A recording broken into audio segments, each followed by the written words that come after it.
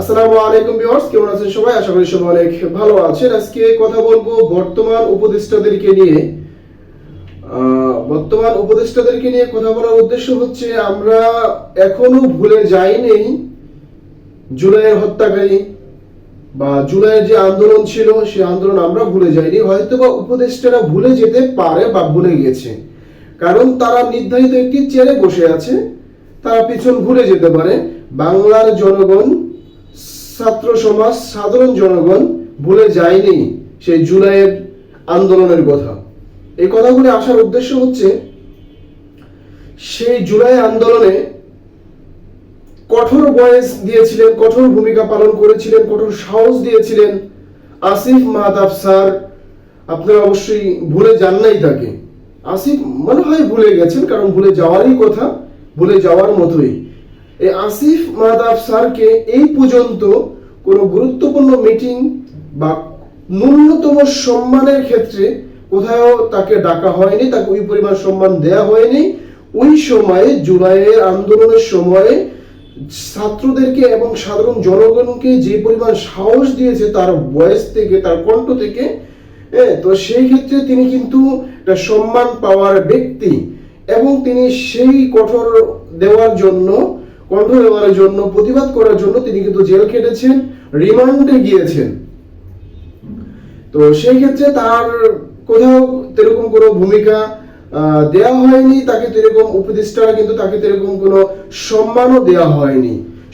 একটা কথা, মানে বাংলাদেশের একটা কালচারই আছে যে বাংলাদেশের চোরদের সম্মান থাকে, বাটপারদের সম্মান থাকে, সম্মানী ব্যক্তিদের সম্মান থাকে না।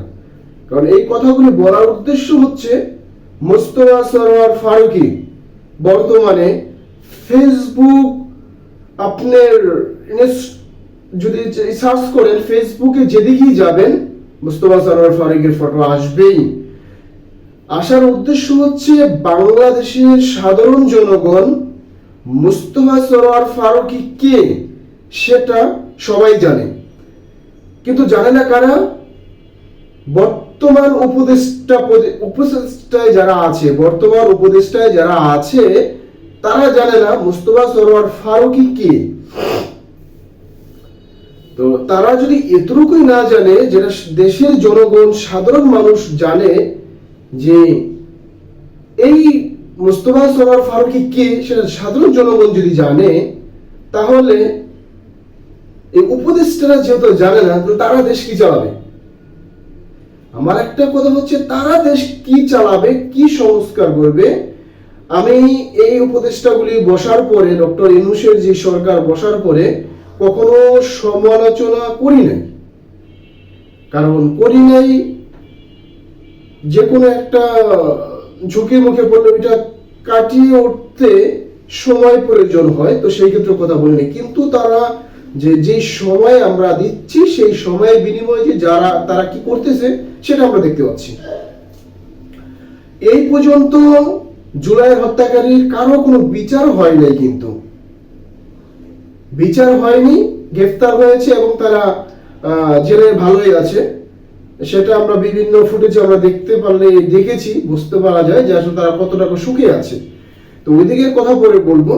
তো মোস্তফা সরোয়ার ফারুকী নিয়ে কি এত মাতামাতি? আর নাহিদকে বলবো, নাহিদ ভাই, তুমি তো গণ উত্থানে সেই জুলাইয়ের আন্দোলনে ছিলা, তুমি মাইর খেয়েছো, গুম হয়েছো, ডিবের হেফাজতে ছিলা, তো তুমি তো অ্যাটলিস্ট জানা প্রয়োজন, তোমার তো কণ্ঠ দেওয়া প্রয়োজন যে তুমি মোস্তফা সরোয়ার ফারুকী নিয়ে শপথ কিভাবে করো, তাকে তোমাদের সাথে কিভাবে লাও, সেটাই বাংলার জনগণ জানতে চায়। এবং আরেকজন হচ্ছে মাস্টার মাইন্ড হিসাবে, বাংলাদেশের মাস্টার মাইন্ড ওই সময় কেউ ছিল না জুলাই আন্দোলনের সময়, তারপরেও মাস্টার মাইন্ড বলা হচ্ছে সেটা নাম আমার মনে আসতেছে না এই মুহূর্তে,